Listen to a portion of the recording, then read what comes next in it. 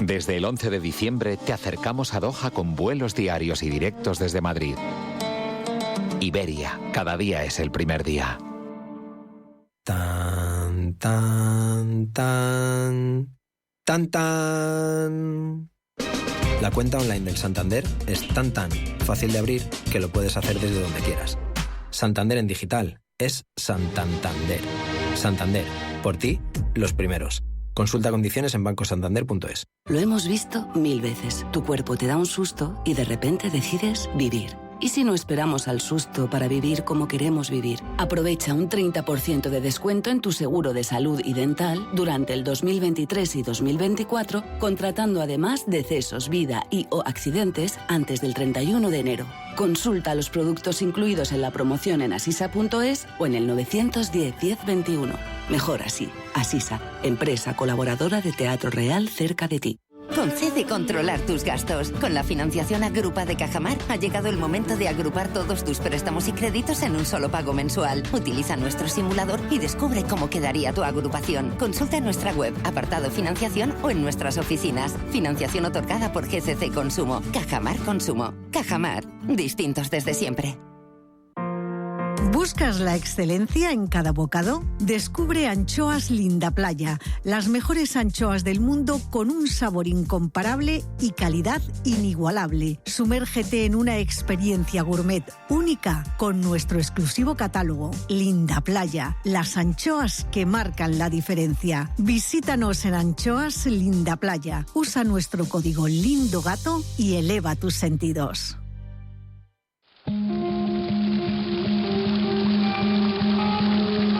La fuente de la vida. Un viaje a través de los siglos y la historia de la humanidad. La fuente de la vida. De lunes a viernes, de 12 a 12 y media de la noche, aquí, en Radio Intereconomía. Snow is falling on my feet, can feel it all around. Listen to those Christmas beats, 'cause it's my favorite sound. Los desayunos de Capital Intereconomía.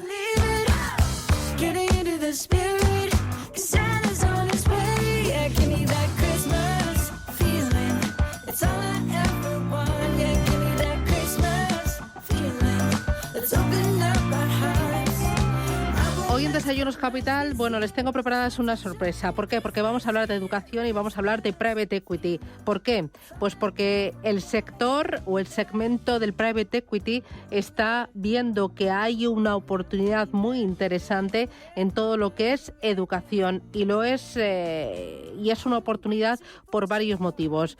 Entre ellos está pues la tecnología. Tenemos también la demografía y tenemos también esta nueva ola o esta nueva forma de entender el trabajo y de entender también la mejora de la productividad, de la competitividad que nos obliga a todos nosotros a ir formándonos a lo largo de toda nuestra trayectoria profesional. Esto no se trata como hace años, que terminabas la carrera, te hacías un máster, te ponías a trabajar y chimpún. No, esto suma y sigue, pero ya para toda la vida. Hoy vamos a hablar de private equity, lo vamos a hacer vamos a hablar de educación con Conrado Briceño. Conrado, ¿qué tal? Muy buenos días. Muy buenos días.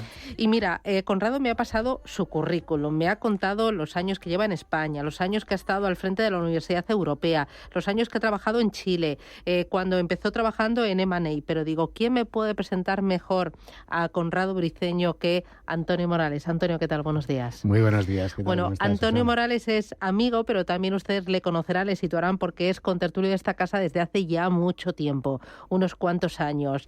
Antonio además está muy implicado en todo lo que es el tema de la educación. Tiene un pie aquí en España, pero tiene un pie en el otro continente, en Latinoamérica, desde hace ya muchos años por motivos personales y también profesionales. Y me dijo, oye, tú tienes que conocer a Conrado y tienes que abrirle los ojos a los oyentes sobre la gran oportunidad que hay en España para todo el segmento de la educación. Preséntame primero a Conrado. Bueno, pues yo creo que pues pocas personas pueden hablar de lo que es este mundo, el mundo del private equity, como Conrado. Conrado que que empezó en el mundo del M&A en grandes compañías en Estados Unidos, aunque él es de origen chileno, ha tenido una trayectoria multinacional en distintos continentes, porque luego después, de la mano de la compañía que yo creo que más ha marcado el sector educativo a nivel mundial, que es Laureate, que nosotros la conocemos aquí en España por la Universidad Europea, pues le tocó desarrollar su trayectoria profesional en los últimos 25 años, primero en Latinoamérica, manejando y adquiriendo universidades, creando un conglomerado que yo creo que era el más grande en el sector educativo. Luego, posteriormente, él se vino a Europa, el grupo le trajo a Europa, donde le tocó presidir durante 4 años la Universidad Europea, que todos conocemos y que está presente no solamente en Madrid, sino también en Valencia y en Canarias. Y él mismo pues le tocó vender a otro private equity, en este caso a Permira, la operación, una de las más conocidas que salió en la prensa.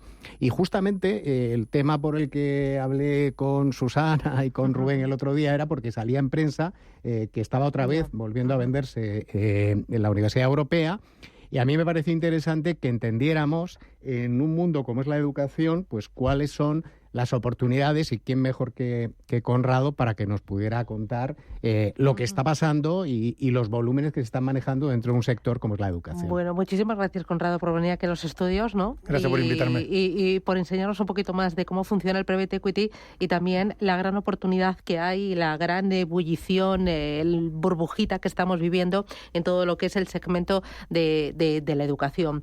Este año el private equity entiendo que está viviendo un momento más delicado, con menos operaciones y con volúmenes mucho más reducidos, porque veníamos de momento histórico en cuanto a volúmenes y operaciones, y porque se está notando el encarecimiento de la financiación, ¿no? Y las altas valoraciones. Efectivamente. Eso no y es un fenómeno sistémico, no afecta a unos sectores más que a otros, ¿eh? En general, las rondas de financiación de fondos han estado muy secas en general, y la actividad bastante detenida durante la primera mitad de este año.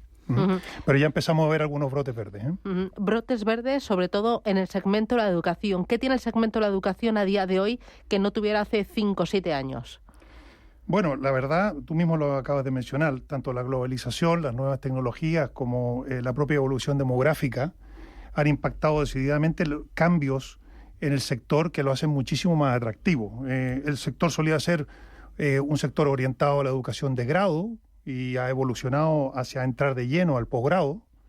De igual manera, la educación solía ser acreditada, ¿no? Con credenciales, y ahora mismo es una educación mucho más orientada hacia profesionalizar, ¿cierto? A dotar a los profesionales de más preparación para tener un mejor rendimiento en el trabajo. La modalidad era presencial, la predominante. Ahora mismo, con las nuevas tecnologías, ¿cierto?, se ha roto de alguna manera la frontera física, y ahora a través de la educación online hay mucho más capacidad de llegar fuera de la frontera. Y finalmente el foco solía estar puesto en la educación doméstica, ¿cierto?, a nivel España, y ahora mismo España empieza a jugar cada vez más un rol más relevante en lo que es la educación internacional, atrayendo cada vez más estudiantes. Hemos visto operaciones muy importantes en la Universidad Europea y también en la Alfonso X el Sábado no hace mucho tiempo. Esas fueron las dos principales operaciones, una en 2018 y otra la del 2019, que de alguna manera abrieron el camino para que muchísimas más inversiones se canalizaran al sector. De hecho, yo estimo que entre el 2018 a la fecha, alrededor de entre 2.500 a 3.000 millones de euros de inversión de capital privado ha entrado en el sector de la educación superior. ¿Y qué aporta el capital privado, esa inversión y esa gestión profesional a esos proyectos de educación superior aquí en España? ¿Qué es lo que aporta el capital privado? Bueno, evidentemente aporta recursos financieros que son esenciales para el desarrollo de la actividad privada. Hay que recordar que la actividad privada no recibe ayudas estatales, y por tanto necesita recursos para poder desarrollar su propio proyecto académico. En segundo lugar, aporta capacidad para desarrollar nuevas tecnologías, ¿cierto? Que es una tendencia muy clara en educación superior actualmente. También aporta la capacidad de abrir la universidad hacia proyectos que eventualmente pueden tener un perfil de riesgo mayor, como pueden ser incorporarse hacia el ámbito internacional, ¿cierto? Incluso abrir oficinas fuera de España. Y en definitiva, pues abrir y crear las condiciones para que las instituciones puedan desarrollar su máximo potencial. Uh-huh. ¿Y ese capital privado influye en la autonomía, en la toma de decisiones del equipo que está dentro de la empresa que recibe esa inyección importante de capital? Bueno, en general, el capital privado lo que busca es hacer una apuesta muy fuerte en los fundadores o los gestores de la institución de educación superior que ya está funcionando, que ya está en vigor al momento de entrar en la propiedad, ¿ya? Ellos no buscan necesariamente incorporarse a gestionar activamente las instituciones en el día a día, ¿no? Sino que más bien esa función se la dejan a los equipos que ya están en su lugar. Pero dicho eso, es muy importante, ¿cierto?, que el capital privado suscriba de alguna manera un plan estratégico, típicamente a 4 o 5 años, que va a ser en definitiva el compromiso a partir del cual los equipos gestores se van a poner a trabajar. Uh-huh. Es muy importante, el capital privado aporta una disciplina de trabajo, ¿cierto?, y una sistemática en la gestión del negocio que permite, ¿cierto?, que no solamente el crecimiento se realice, sino que además se realice con eficiencia y con el cumplimiento de toda la regulación en el caso de educación superior, que como sabemos es una actividad muy regulada. Claro. ¿No? Aquí, Antonio, muchos dirán, ¿qué ve el capital privado en estos proyectos de educación financiera aquí en España cuando tenemos cada vez menos jóvenes? Tenemos una población de jóvenes cada vez más reducida. Aquí los que crecen son los mayores. Sí, pero tenemos que tener muy claro que estamos, como todos sabemos, metidos en lo que es la transformación digital, que eso es lo que hemos llamado la revolución, la cuarta revolución industrial, ¿no?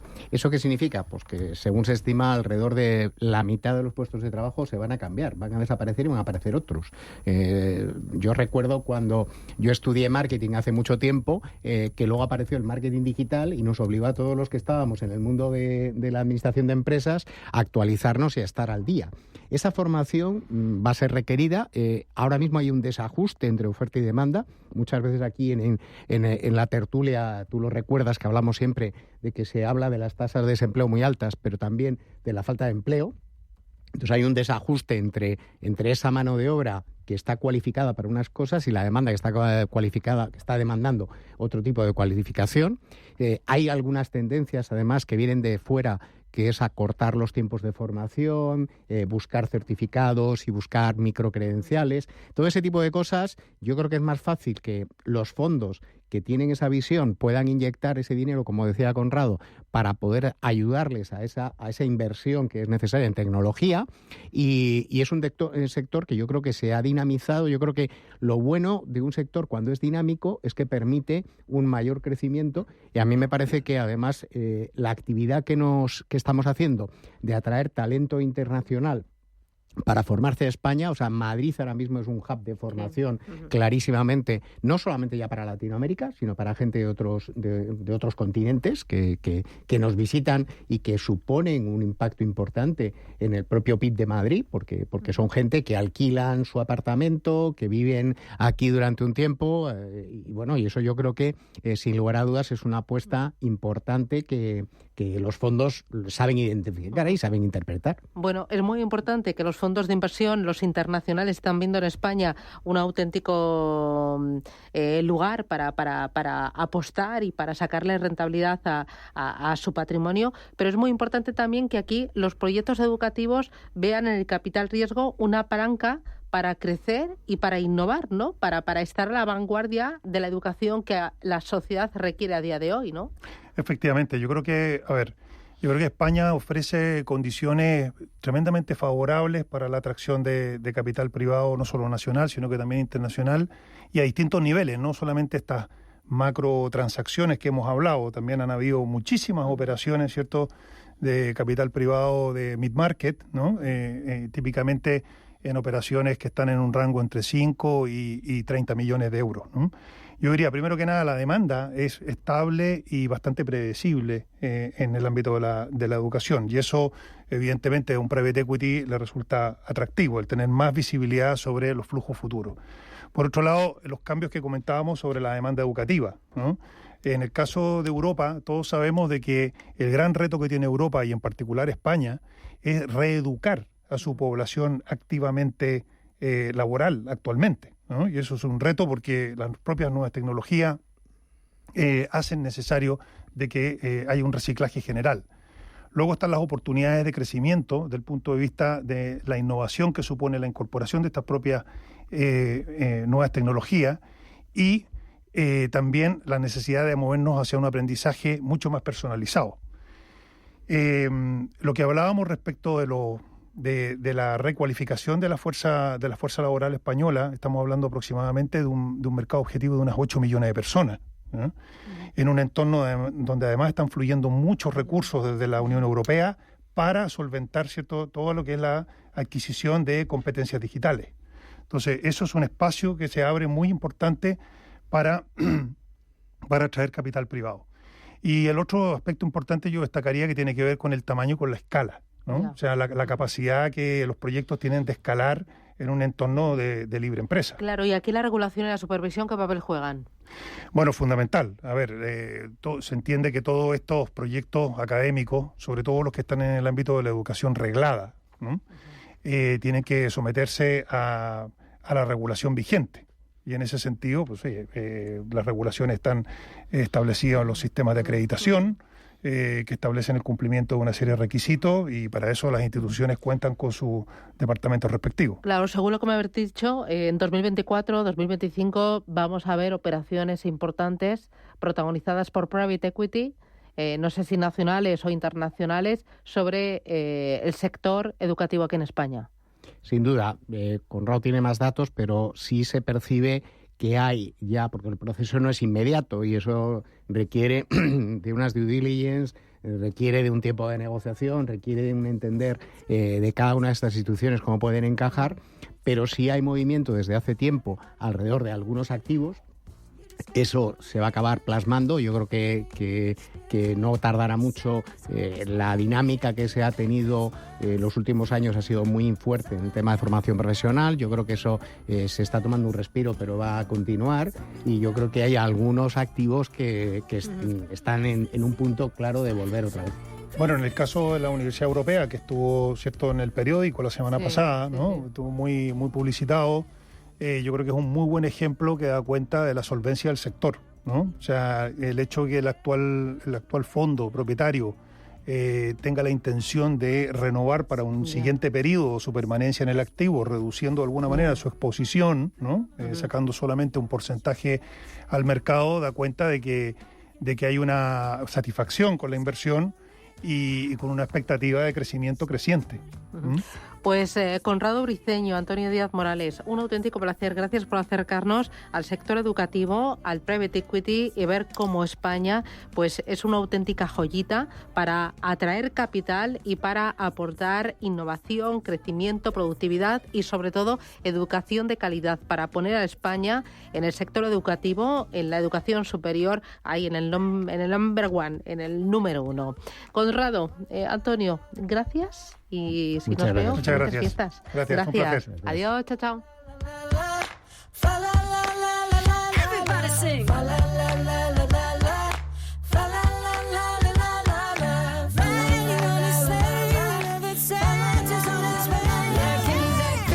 Intereconomía. Esto es Capital Intereconomía.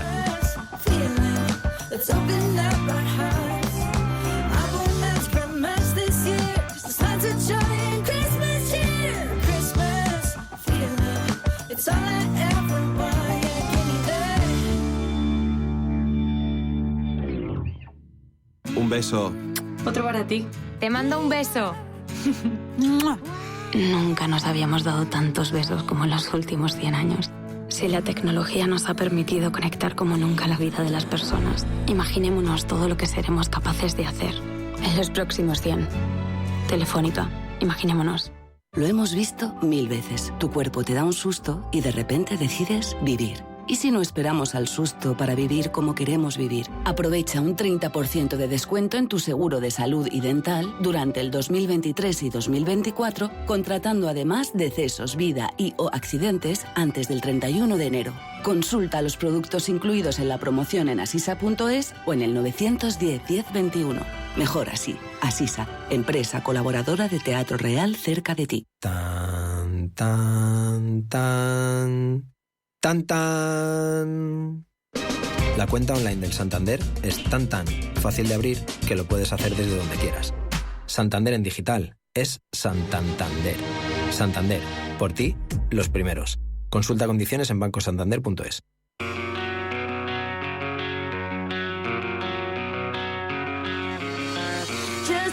Si yo les digo cine y trading, ¿qué película se les viene a la cabeza?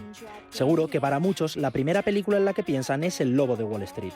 Scorsese proyecta una imagen de Wall Street en la que imperan las fiestas, el consumo de estupefacientes y los excesos.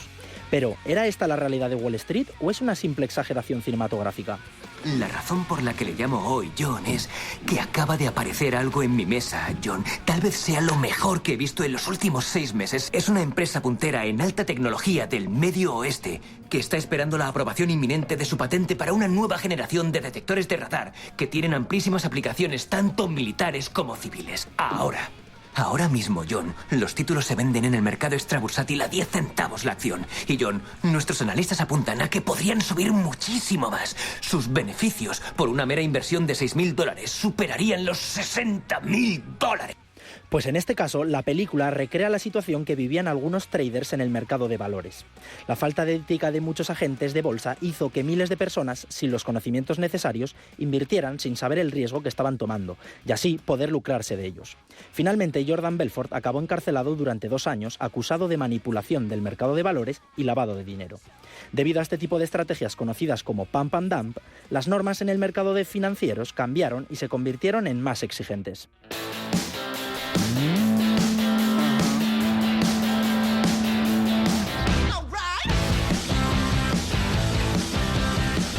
Hemos tomado la decisión de librarnos de una gran parte de los valores de la firma y de una serie de activos clave. La cuestión es que la firma piensa que esta mañana se acaba la fiesta. En el futuro inmediato habrá bastante confusión en los mercados. Y ellos creen que es mejor que esa confusión empiece con nosotros. Como resultado, la firma ha decidido liquidar la mayoría de los activos MBS de renta fija hoy. Otra película muy conocida y que representa a los tiburones financieros y el inicio de la crisis del 2008 es Margin Call. En la película se cuentan las 24 horas previas a la quiebra de un todopoderoso banco de inversión americano, en donde altos ejecutivos deben decidir entre caer junto al resto de Wall Street o apurarse a vender sus activos y arruinar al mercado con ello. En la cinta muestra perfectamente cómo es el procedimiento de un margin call en la vida real, y así el espectador puede entender de manera clara y concisa las distintas situaciones que se viven día a día en las bolsas. Jack, 30.000 a 3/8 máximo. Puedo tomar posición a 23. De acuerdo. Tuyas son. Con Wesser, a ver. Reserva 28.000 Niágaras de Templeton. Señor Harrison, no sé si se habrá dado cuenta, pero estamos en medio del mercado más alcista que ha visto nuestra generación. No es lo que se imagina.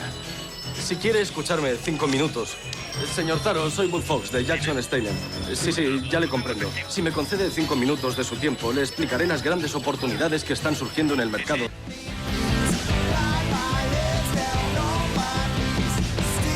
Sin duda, Wall Street fue uno de los primeros blockbusters que trataba sobre la realidad de Wall Street en los previos años antes del famoso crash del 87, la segunda caída más grande de la historia de la bolsa de Nueva York.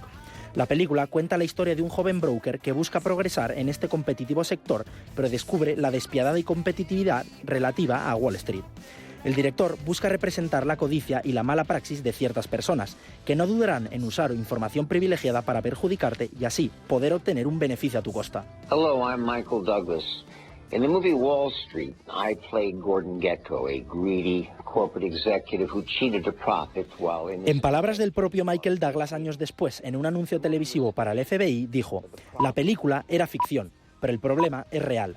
Y es que, pese a que muchos de estos personajes cinematográficos son ensalzados en la cultura popular, representan un problema real que nos hace ver la falta de educación financiera y sus consecuencias en el bolsillo de muchos ahorradores.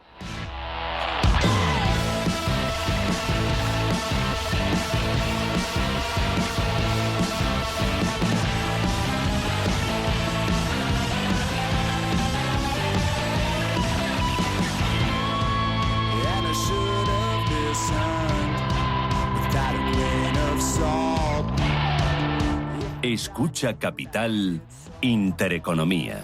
Esto es Intereconomía.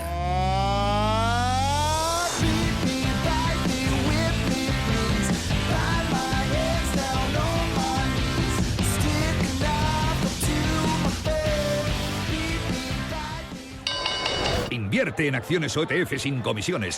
Tesla, Netflix, Amazon, Banco Santander, Telefónica, miles de acciones de los mayores mercados bursátiles del mundo y sin comisiones.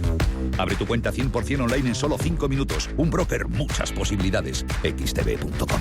A partir de 100.000 euros al mes, comisión del 0,2%, mínimo 10 euros. Invertir implica riesgos. ¿Sabes que tomando 2 litros de agua Sierra Cazorla te aporta el 30% de magnesio que necesita tu cuerpo? Y además es baja en sodio. No existe otra igual. Agua mineral Sierra Cazorla. La Hora de Miguel Ángel es un programa dedicado a la salud y la prevención de enfermedades. Con un lenguaje claro y sencillo, te explica cómo llevar una vida saludable. Todas las noches a la 1:30 de la madrugada en Radio Intereconomía. H2 Intereconomía, tu espacio semanal sobre el hidrógeno. Porque en Radio Intereconomía apostamos por el sector energético y la energía limpia. Presenta Rubén Gil.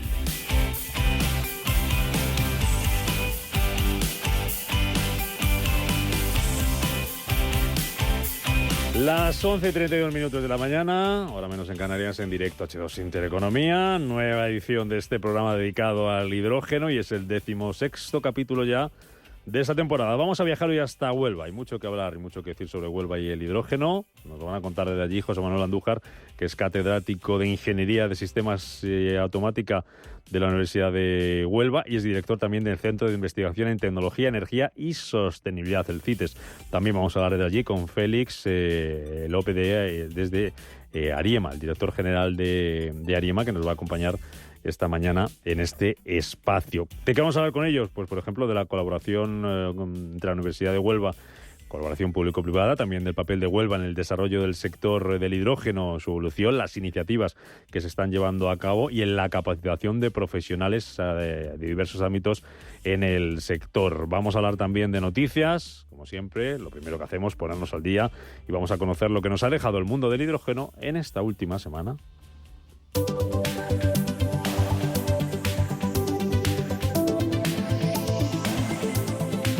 Noticias que nos acercan hoy. Mireia Calderón y David González.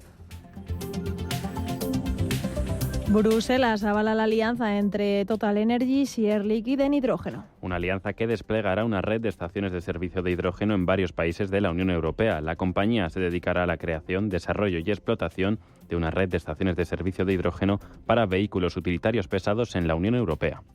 El Gobierno andaluz aborda este martes un mapa de capacidades respecto al hidrógeno verde. Según el consejero de Industria andaluz, Jorge Paradela, ha detallado que dicho mapa de capacidades en torno al hidrógeno verde que va este martes a la mesa del Consejo de Gobierno identifica las fortalezas y también las brechas que hay que cubrir entre las más de 100 empresas relacionadas con el hidrógeno presentes en Andalucía. Copsesa y Rique Energy invertirán 850 millones en una planta de hidrógeno verde en Torrelavega. Generará 250 empleos directos y se prevé que pueda estar en marcha en 2028. La planta de hidrógeno verde y derivados será la mayor de España y ocupará 70 hectáreas de los terrenos de la antigua SNIACE en Torrelavega.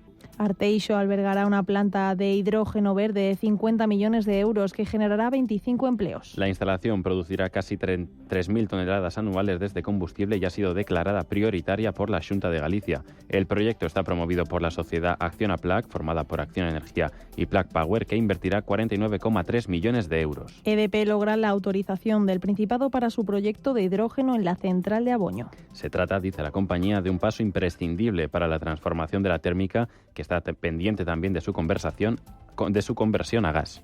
Y el Estado holandés se une al proyecto piloto de hidrógeno verde marino Poseidon a través de EBN. En este proyecto piloto se producirá hidrógeno verde en una plataforma de gas operativa. Esta será la primera vez que se integrará en 3 sistemas de energía marina. Y terminamos este repaso con una advertencia. La escasez de agua amenaza el 46% de los proyectos de hidrógeno en España. Y es que ese es el porcentaje de todos los proyectos de hidrógeno verde y azul operativos y previstos para 2040 en España, que se ubicarán en zonas con gran escasez de agua, según advierte Agencia Internacional de Energías Renovables, IRENA, en su último informe Agua para la producción de hidrógeno. Según avisa el organismo, los proyectos de hidrógeno pueden verse interrumpidos o incluso cancelados por falta de acceso al agua.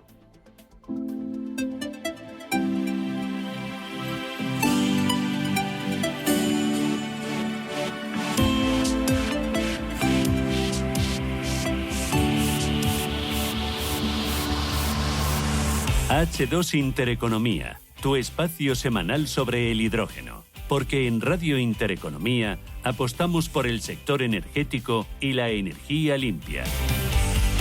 Las 11:36 minutos de la mañana, en directo, H2 Intereconomía, un espacio que hacemos con Ariema, empresa española de referencias en tecnología de hidrógeno y pilas de combustible, con 30 años de experiencia en el sector. Nos vamos hoy, como decía, como les avanzaba, hasta Huelva, para hablar de lo que se está haciendo allí por y para el hidrógeno, de lo que se está haciendo con el hidrógeno, hablar de proyectos, hablar de iniciativas, hablar de la situación del hidrógeno. Y saludo a Félix Carmona, que es el director general de Ariema Energia, que es una empresa especializada en el desarrollo de las tecnologías de hidrógeno. Está ubicada en Huelva y que pertenece al grupo Ariema. Don Félix, bienvenido, muy buenos días. Buenos días, Rubén, ¿qué tal? Encantado de saludar. Ariema Energia. Curiosamente, el apellido de la empresa es gallego, porque la empresa empezó hace varios años. Empezó en Galicia, a la luz de uno de los proyectos que se hicieron allí, el proyecto Peixe Verde. Y es curioso que al final, pues la empresa con nombre gallego, estamos ubicados en Huelva, en Andalucía, bastante lejos de sus inicios. ¿A qué os dedicáis exactamente? Cuéntanos, Félix. ¿Qué hacéis Pues ahí? mira, nosotros somos la parte de Ariema que estamos desarrollando todo lo que son los proyectos de electrolizadores, los cuales se encuentra envuelto el grupo empresarial nuestro. Nosotros ahora mismo, gracias a las financiaciones que estamos obteniendo y subvenciones que estamos obteniendo de los distintos organismos, tanto como el FEDETI, como IDAE, como incluso de fondos europeos directos, pues el plan que tenemos es empezar a hacer lo que es el escalado de electrolizadores. Nosotros sabemos hacer ya electrolizadores desde hace tiempo.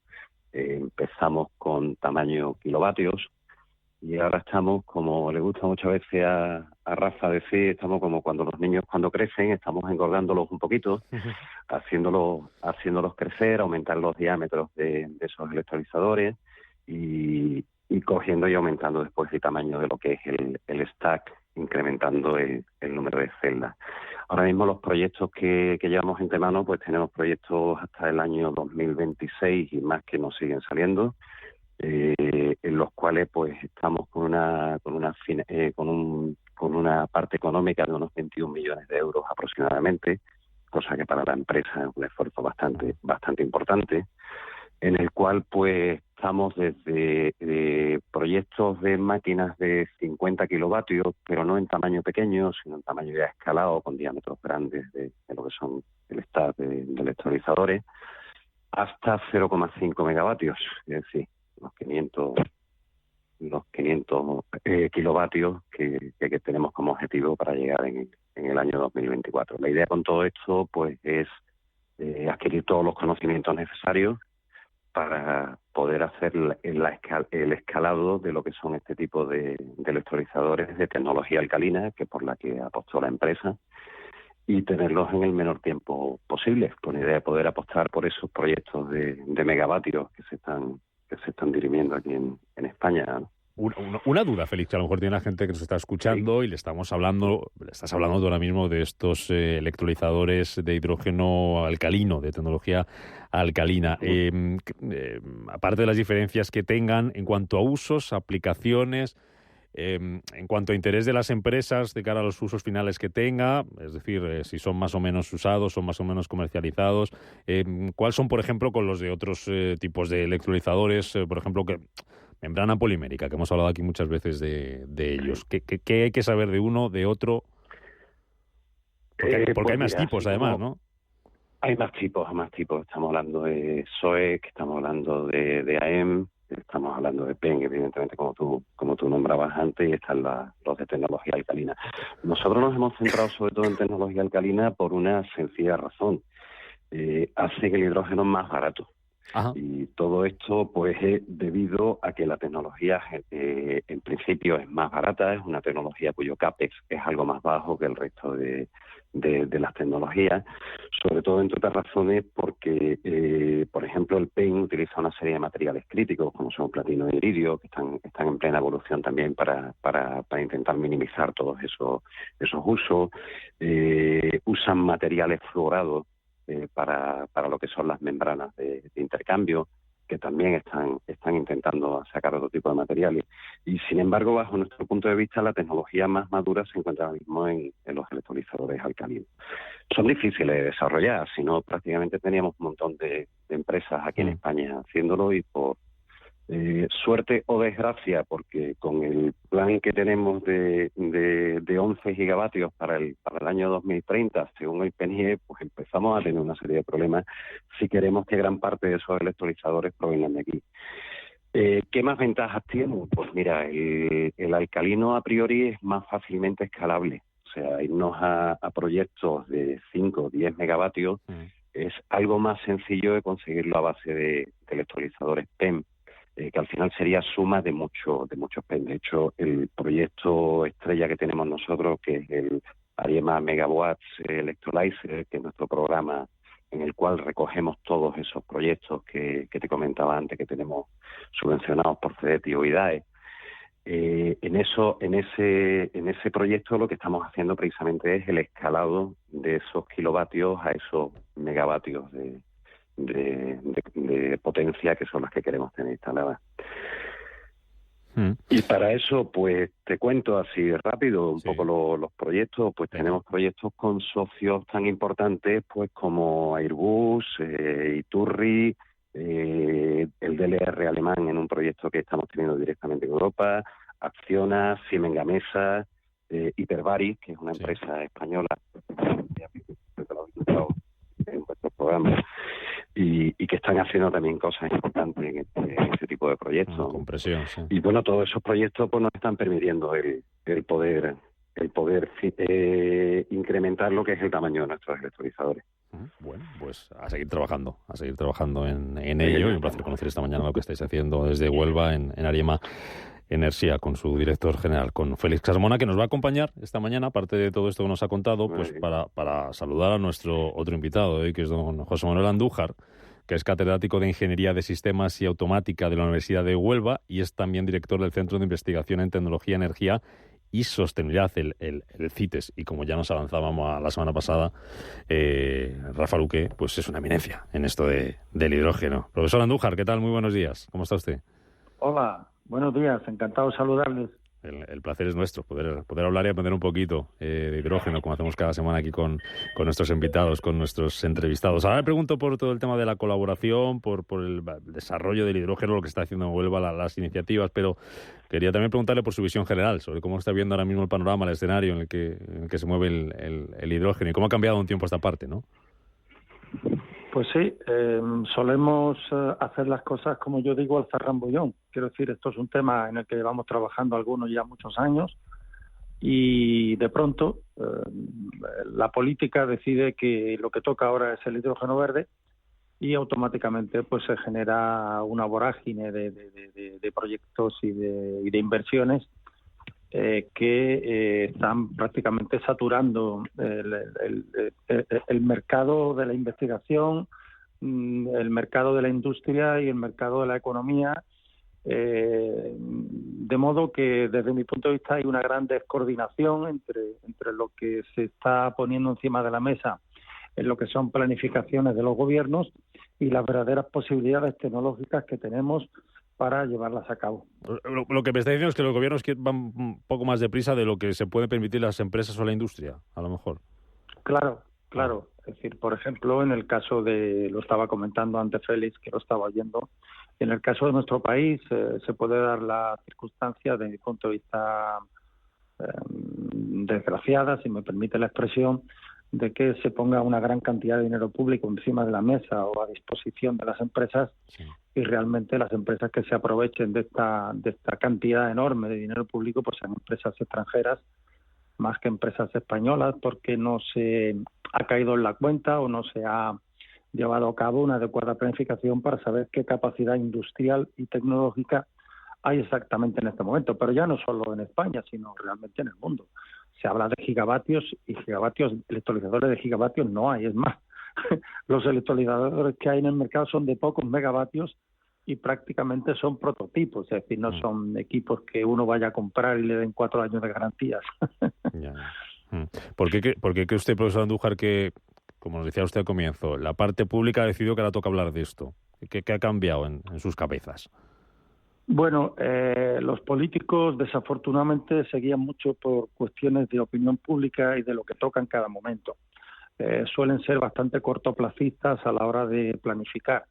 Y bueno, como ahora hay una enorme corriente que tiene que ver pues con el cambio climático, el medio ambiente, los problemas también que se han generado como consecuencia de la guerra en Ucrania, no digamos ya ahora lo que se está generando en el Mar Rojo, los problemas que tiene el propio Canal de Panamá, en fin, que pues ahora pues hay un gran interés en lo que es, digamos, la generación de energía utilizando en este caso el vector hidrógeno, pero claro, lo que no se cae en la cuenta es que el éxito de este tipo de cosas requiere una planificación sosegada de años para al final obtener la tecnología necesaria. Esto no se puede improvisar y yo creo que se está improvisando muchísimo.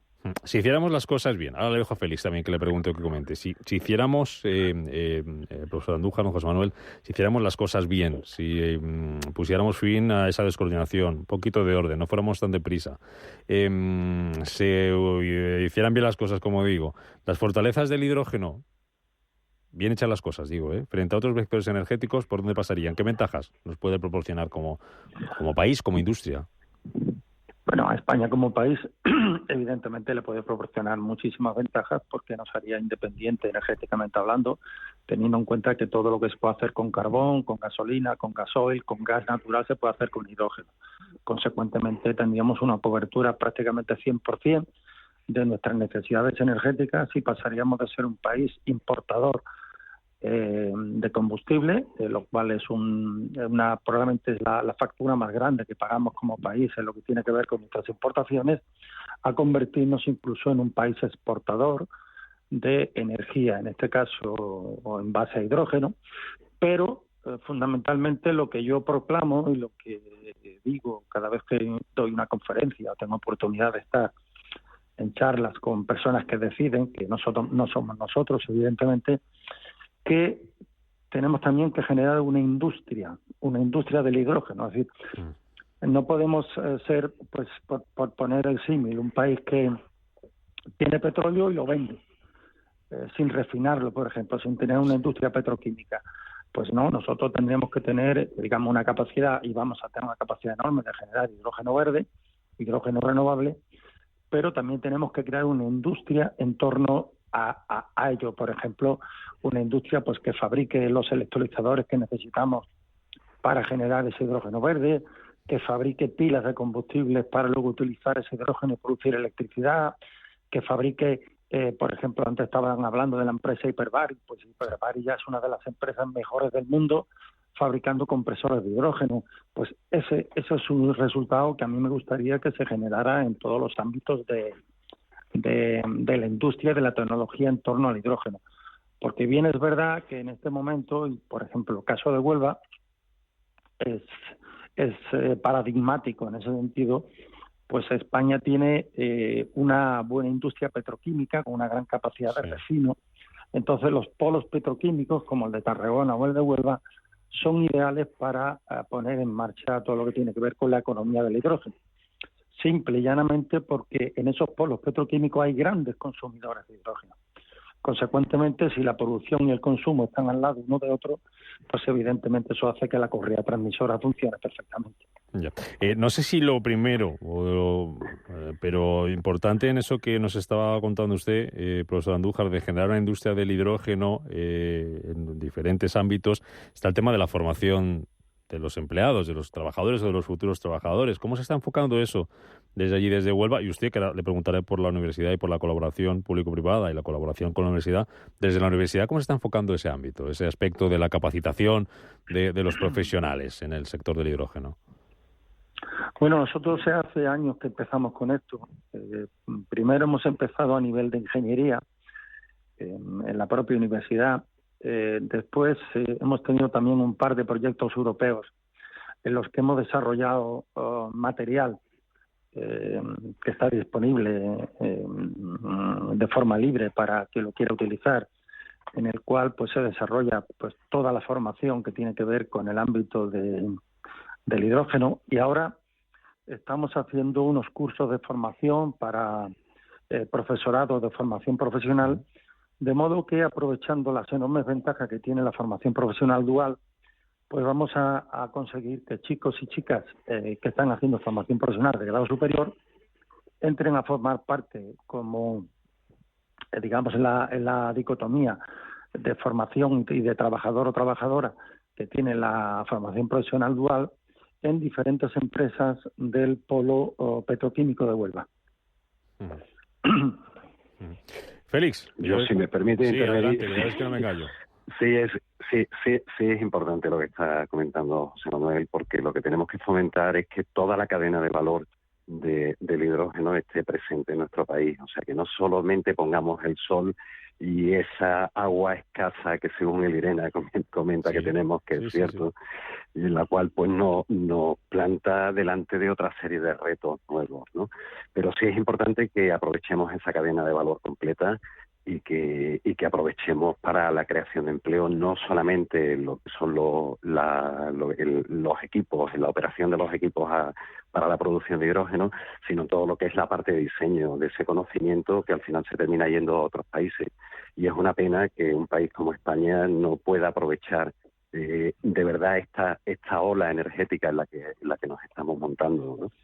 Profesor Andújar, el tema de la colaboración público-privada, usted que colabora con la Universidad de Huelva, que está trabajando en la Universidad de Huelva como catedrático de Ingeniería de Sistemas y Automática, que también dirige el Centro de Investigación en Tecnología. ¿Cómo está ese tema de la colaboración público-privada?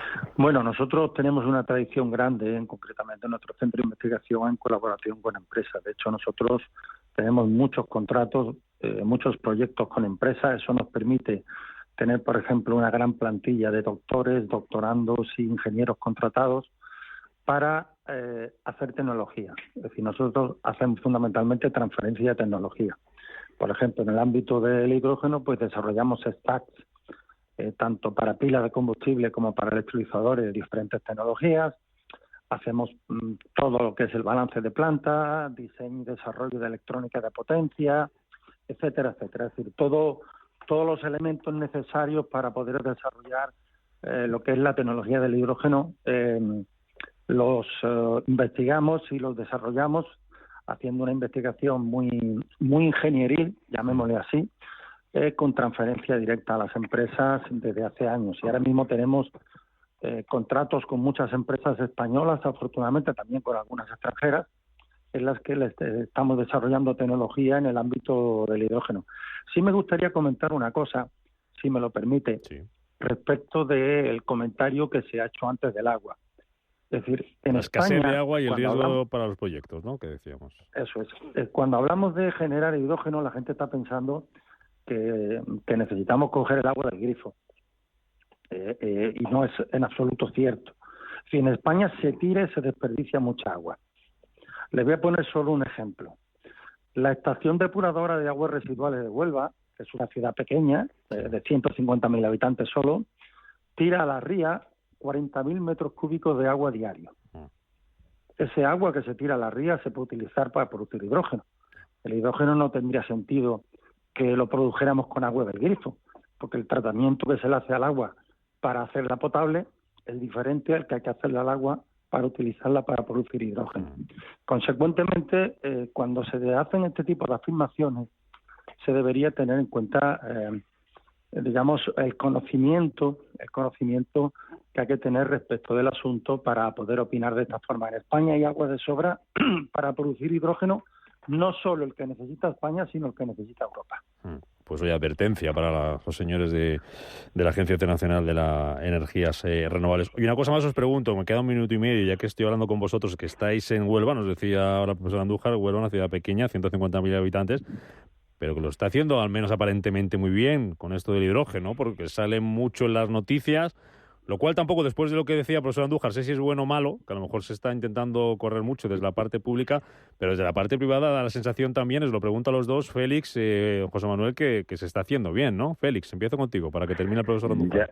Ya tuvisteis hace poco en el programa Antonio González García Conde hablando de los primeros pasos en el INTA aquí en Huelva, ¿no? Sí. Cuando en el año 92, 93 se empezaron con los primeros proyectos importantes de conexiones directas a fotovoltaicas, de electrolizadores. Desde entonces Huelva no ha parado a hacer cosas. Sí. O sea, las noticias de hidrógeno ahora corren que vuelan, pero durante todos estos casi que 30 años ha estado Huelva haciendo cosas dentro de lo que es el panorama del hidrógeno, como bien comentaba José Manuel antes, incluso dentro de la universidad, ¿no? José Manuel, te dejo cerrar. Sí, en efecto, Huelva, digamos, lo tiene todo para ser una potencia española en lo que tiene que ver con la producción y el aprovechamiento del hidrógeno. De hecho, ya se están planteando, como la opinión pública sabe, pues hidroductos que saldrán de Huelva, rutas marítimas que saldrán de Huelva y el polo petroquímico, que da una gran flexibilidad y una gran potencia como correa tractora para todos estos desarrollos. Pues un placer conocer lo que están haciendo ustedes desde allí, desde Huelva, y haber podido charlar hoy en este programa en H2 Intereconomía, en Radio Intereconomía, con don José Manuel Andújar, catedrático de Ingeniería de Sistemas y Automática de la Universidad de Huelva, director del Centro de Investigación en Tecnología, Energía y Sostenibilidad, el CITES. Don José Manuel, profesor Andújar, hasta cuando quiera. Un gusto. Gracias. Encantado. Gracias. Muchas gracias. Don Félix Carmona, director general de Ariema Energía, gracias por estar con nosotros y a seguir peleando de allí desde Huelva. Encantado, Rubén. Y aquí está su casa, ya lo sabe. Gracias, Félix. Muy bien, pues muchísimas gracias, y me confirman que nos veremos en el PMH2 de octubre. Venga.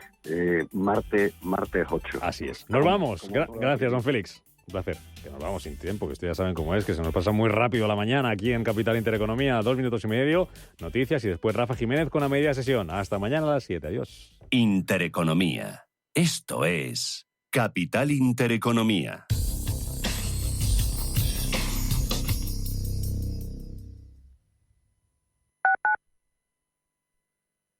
Si tienes averiado tu cambio automático, dale una segunda vida. Automatic.es. En Automatic reparamos tu cambio automático dándole la vida que se merece. Entra en Automatic.es. Automatic. Expertos en reparación de cambios automáticos. Toda una vida dedicada al cambio automático. Automatic.es. No sé qué pasa, no arranca. ¿Se está inundando todo el garaje? Es mi hija, necesita un médico. En estos momentos, ¿qué seguro elegirías? Elige Mafre, el mejor servicio 24/7 en acción. Y con las ventajas de tener todos tus seguros, coche, hogar, salud, empresa y vida, en la misma compañía. Mafre, la aseguradora de más confianza en España. Inversiones inmobiliarias Grupos Eneas, cesiones de créditos, inmuebles en rentabilidad, compra, reforma y venta, rentabilidades hasta el 12%. Infórmese en el 91 639 0347 o en info@eneas.com. Inversiones inmobiliarias Grupos Eneas. El riesgo de pobreza y exclusión social afecta a 1 de cada 3 menores en España. En la Fundación La Caixa facilitamos metodologías y recursos